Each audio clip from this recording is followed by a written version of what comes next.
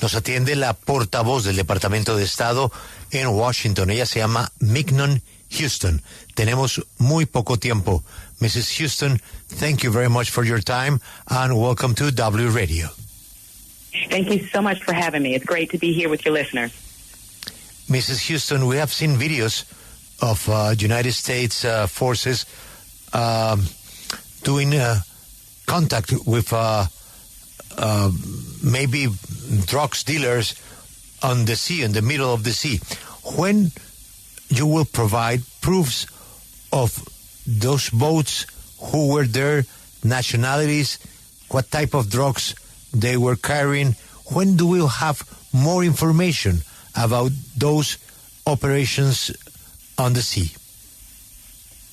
As it relates to the operations, I defer to the Department of War and the White House. What I can say is the cartels are getting significant revenue from record levels of coca cultivation, smuggling firearms and migrants. They are really sowing instability in the region, and this administration has been very clear by designating 12 transnational criminal organizations as foreign terrorist organizations that we will be decisive and not hesitate to defend the United States, its people, our hemisphere from the reach of terrorists. This is part of this administration's policy, and we are very committed to it.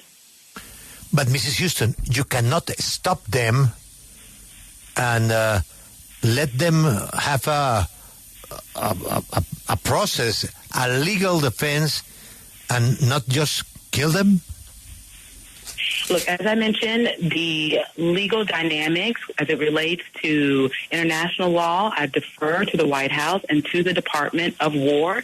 As a diplomat, what I can speak to is our broad policy, and that is the fact that we recognize that foreign terrorist organizations are a critical threat to the health, public safety, and security of the United States and the hemisphere. Ms. Houston, I would like to know, we saw the U.S. team leave the General Assembly during President of Colombia, Gustavo Petro's speech. What really happened? I mean, why they do that? Look, what I can say is we all know the strong, long-standing relationship the United States has with the people of Colombia.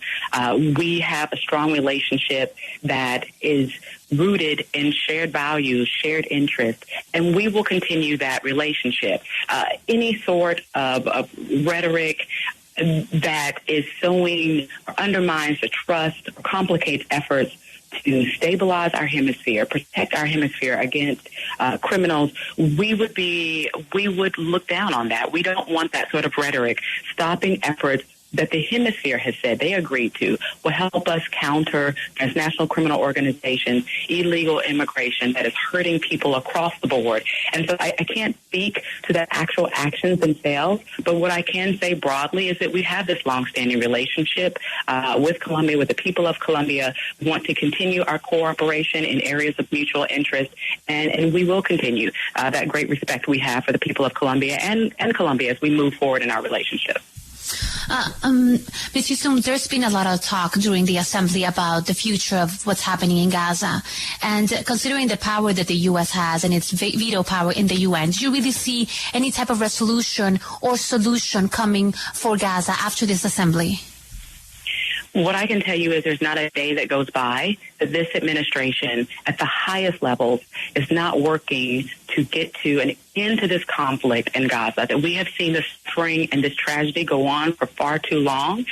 We are working for not only an end to the conflict, but a complete return of all the hostages alive and deceased, as well as a unconditional exit of Hamas. This is the only way forward to really achieve prosperity and security in this region. We have heard the Secretary say, as we continue to provide humanitarian assistance, call on donors from across the region and beyond to bring in additional humanitarian assistance. We're working night and day. We want an end to this conflict. We want it right now, and we want greater prosperity and stability in the region.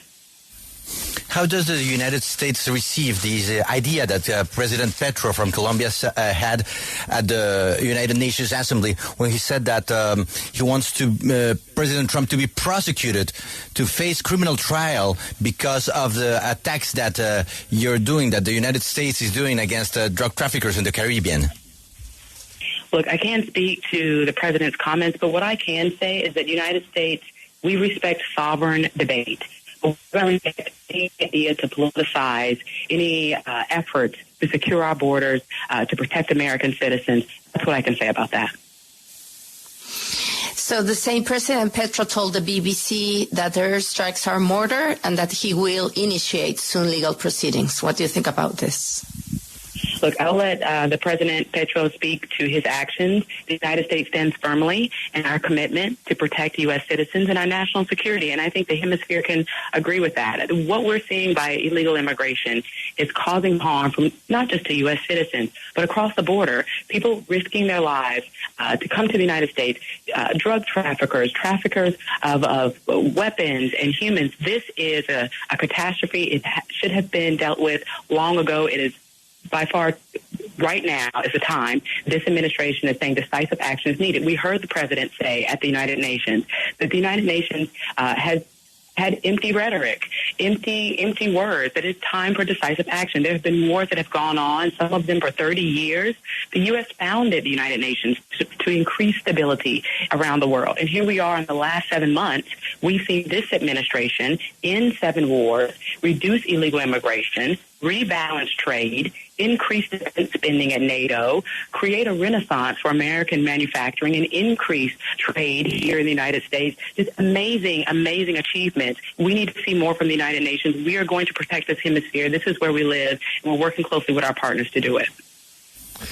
Mrs. Houston, recently Colombia lost the USA certification. I have a question. Who lost the certification, Colombia or Gustavo Petro? Look, I can't speak to an actual certification. What I can say is the U.S. government has realigned U.S. foreign assistance so that it is directly aligned with U.S. interests. We remain, as a U.S. government, the largest contributor of U.S. humanitarian assistance. We continue to provide humanitarian assistance as it relates to life-saving humanitarian assistance. In Colombia, I know I can speak for what I know here as a fact that we continue to have assistance to counter drug traffickers. Our Bureau of International Narcotics and Law Enforcement continues to provide support to Colombia, to the people of Colombia. And so the United States is working closely with countries around the world.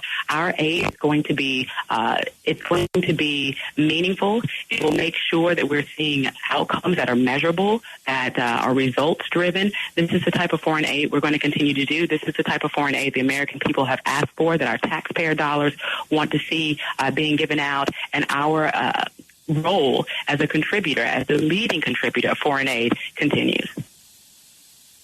Mrs. Houston, thank you very much for your time, and we hope we can speak again. I hope so. Thank you so much. Thank you, Mrs. Houston. Alberto, esta es la voz del gobierno de los Estados Unidos, sí, señor, y de Marco Rubio. Correcto, el bingo. Ahora, se toma el mismo café de Ana, ¿no? Se toma el mismo café, la coladita se la toma. Porque habla rápido, pero no grita. Bien rápido. Bueno, muchas gracias, Ana, porque ahorita viene un esfuerzo para resumir esta conversación, que tenía que ser así porque esa señora, cada minuto de ella está limitado. Las 2 primeras preguntas fueron sobre su preocupación, Alberto. ¿Qué pruebas hay que las lanchas que están explotando en el océano tengan narcotraficantes, tengan droga, de qué nacionalidades? No la tienen. Y luego le pregunté que por qué no los detenían, por qué no los detienen y les permiten un proceso judicial. Y ahí, ¿qué respondió Ana? Pues Julio, mire, el foco de ella es que primero muchas de esas preguntas las tendría que responder el Departamento de Defensa, Departamento de Guerra en este momento, pero más que nada que Estados Unidos va a hacer lo que sea necesario para proteger a Estados Unidos, que los carteles significan una amenaza importante para este país por la cantidad de armas que traen, por el tema de los migrantes que traen de forma irregular, por la inestabilidad que generan en la región. Recalca que Estados Unidos ya ha designado a varias organizaciones terroristas de la región y que no van a parar y no van a dejar de hacer lo que sea necesario para defender a esta nación. En cuanto a la pregunta sobre la legalidad, que por qué no se les dio el debido proceso a estas personas, dice nuevamente que estos son temas de la Casa Blanca, temas legales, pero que ella desde la diplomacia puede decir que son una amenaza para Estados Unidos y Estados Unidos va a defender sus intereses. ¿Qué más dijo? Pues mire, Juan Esteban le preguntó sobre ese discurso del presidente Petro y cuando la delegación estadounidense se retiró. Y ella recalcó lo importante que es para Estados Unidos esa relación entre Estados Unidos y Colombia, que son años de compartir valores, intereses. Sin embargo, no van a apoyar de ninguna forma alguna retórica que elimine o limite esa confianza o alguna retórica que intente desestabilizar el hemisferio, que ellos no van a bajarse a ese nivel ni van a participar en eso. Recalca lo importante que es asegurar las fronteras en Estados Unidos, lo importante que es controlar el flujo de las drogas, controlar los carteles, y ella quiere que continúe esa cooperación entre Estados Unidos y Colombia. Es una alianza importante y van a seguir trabajando para esa alianza. Luego yo le pregunté sobre el futuro de Gaza y sobre ese poder que tiene Estados Unidos de vetar y si alguna resolución podría salir de esta asamblea, y recalca que esta administración, la administración del presidente Donald Trump, está trabajando de forma diaria en acabar con ese conflicto entre Gaza e Israel.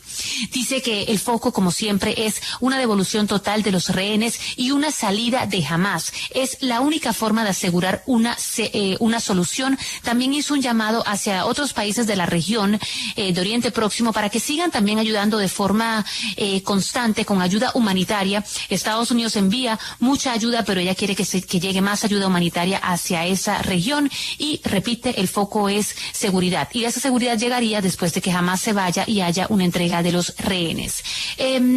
Juan Pablo volvió a hablar un poco del tema del presidente Petro y ese llamado que el presidente Petro hizo a que el presidente Trump fuese buscado de forma legal, atacado de forma legal por los ataques en el Caribe hacia esas embarcaciones. Y ella dice que lo mismo, y es que ellos van a hacer lo que sea necesario para proteger la frontera y a los ciudadanos de Estados Unidos.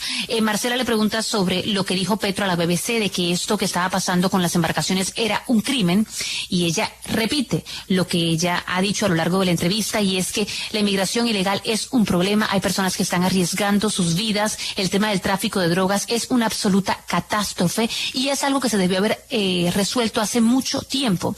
Dice que el presidente Trump dijo durante su discurso en la ONU que Estados Unidos fundó la ONU hace muchos años, sin embargo se ha llenado de palabras vacías y sin resoluciones. Recalca lo que ha ocurrido en los últimos 7 meses y cómo esta administración ha logrado hitos históricos en reducir las guerras en el mundo, en reducir la inmigración ilegal, en tratar de regular el comercio, conseguir logros que hace tiempo Estados Unidos no conseguía, y necesitan ver más acciones por parte de las Naciones Unidas y resultados que vengan de las Naciones Unidas. Julio le preguntaba al final sobre la certificación en la lucha antidrogas. Si esto fue que Colombia perdió la certificación o si fue Gustavo Petro que perdió la certificación.